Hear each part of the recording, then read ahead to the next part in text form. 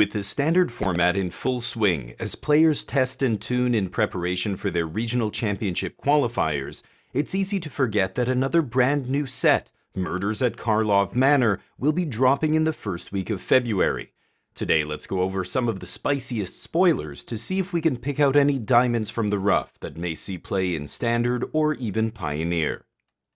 The first card that stood out to me as being not only playable in competitive constructed formats, but which also slots nicely into an existing archetype is No More Lies. The most obvious card that comes to mind when first viewing this new counterspell is Mana Leak, a standard format staple from years back. In fact, Aaron Forsyth went on the record at that time and said that the printing of Mana Leak at Common was a mistake, and that we won't see another counterspell be that cheap and effective in Standard again for a long time.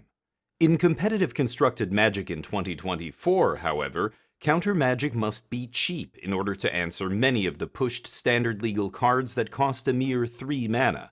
The difference between having access to a 2 mana versus a 3 mana counterspell is night and day, especially if the deck playing counter Magic is on the draw, which is why Make Disappear has seen so much play in Standard and even Pioneer. One might think that No More Lies is basically the same as Make Disappear, which already exists and sees play, since forcing the opponent to pay 3 additional mana instead of 2 to resolve their spell isn't that big of a difference. The reality is that simply making something cost 1 extra mana in a game of Magic the Gathering is equivalent to forcing one's opponent to wait a whole extra turn in order to play their card if they want it to resolve. That extra turn of breathing room gives the control decks that would play No More Lies a massive boost, as many games with control decks come down to having just 1 more turn in order to stabilize.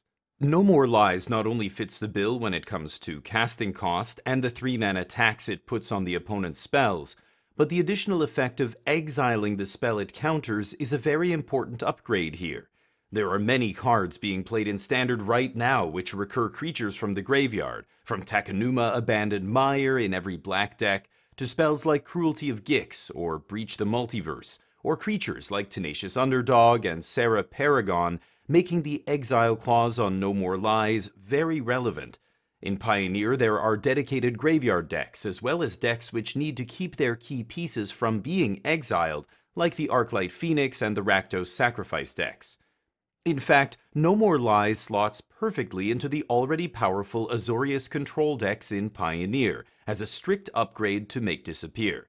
It's incredible in the control mirrors, as it exiles Memory Deluge, and costing just 2 mana means it's perfect on turn 5 after taking up a Teferi Hero of Dominaria and untapping 2 lands, or even just allowing the control player to cast Temporary Lockdown while still leaving up an answer for your opponent's next threat. This play pattern continues on turn 6, allowing the control player to cast Supreme Verdict while still leaving up No More Lies for the opponent's follow-up threat. With Cavern of Souls still proving to be a thorn in the control deck's side in Standard, one powerful new counterspell may not be enough to elevate the deck to Tier 1, but we'll just have to wait and see. Our next spoiler is a new black sweeper with a twist, Deadly Coverup. Black hasn't had a good unconditional sweeper in Standard since the banning of Meathook Massacre over a year ago. This meant white was the only viable color to pair with one's blue control cards, as it provided access to powerful sweepers like Sunfall, Farewell, Temporary Lockdown, and to a lesser extent, Depopulate. Now black-based control may have a shot at being a real archetype again.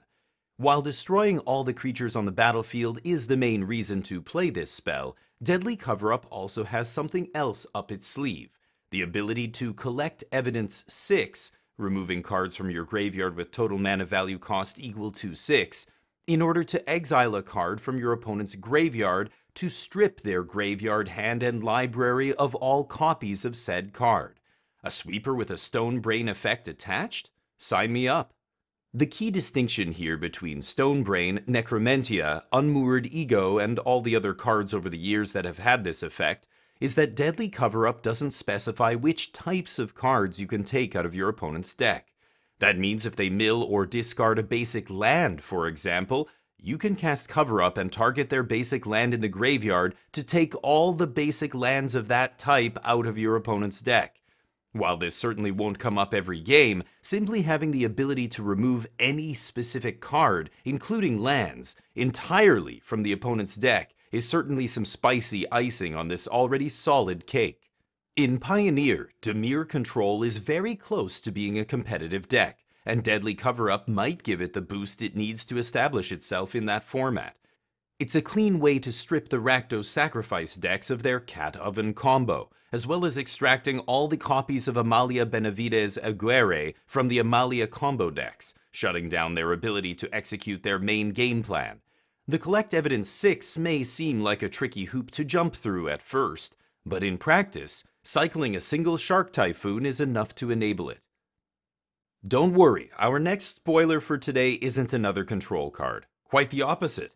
Say hello to Ansrag the Quake Mole. Wow, an 8/4 body for only 4 mana with no downside? Now that's pushed. When Ansrag comes down on turn 4, it will absolutely dwarf anything else on the battlefield. In addition, its ability to create an additional combat phase for its controller whenever it gets blocked means one's opponents will often be stuck between taking 8 damage or trading and/or chump blocking the Quake Mole, allowing you to then attack with all your other creatures during your second attack phase. An important thing to note here is that Ansrag's ability doesn't have a limit on how many times it can trigger in one turn.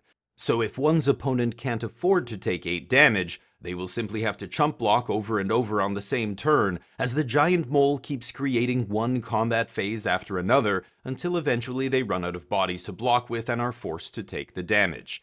Not having trample or evasion on a card with this much power is an obvious deficiency, but can be rectified in any number of different ways in green and red, with creatures like Inti, Seneschal of the Sun, and Helena and Elena partners, or spells like Bitter Reunion to give haste.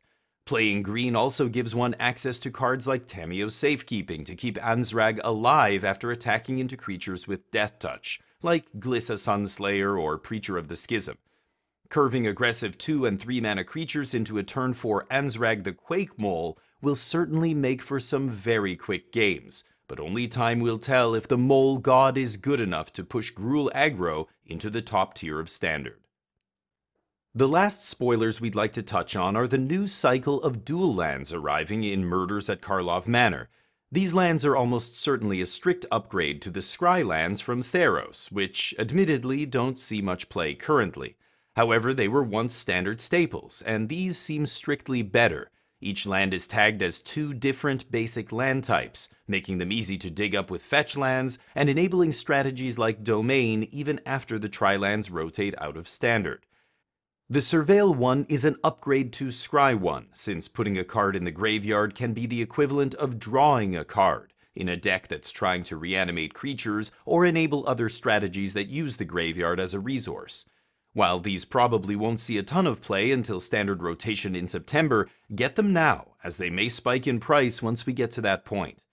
That's all we have time for today, but join us next week as the final batch of spoilers are released and we continue to evaluate and speculate on which ones will make an impact in competitive constructed Magic the Gathering.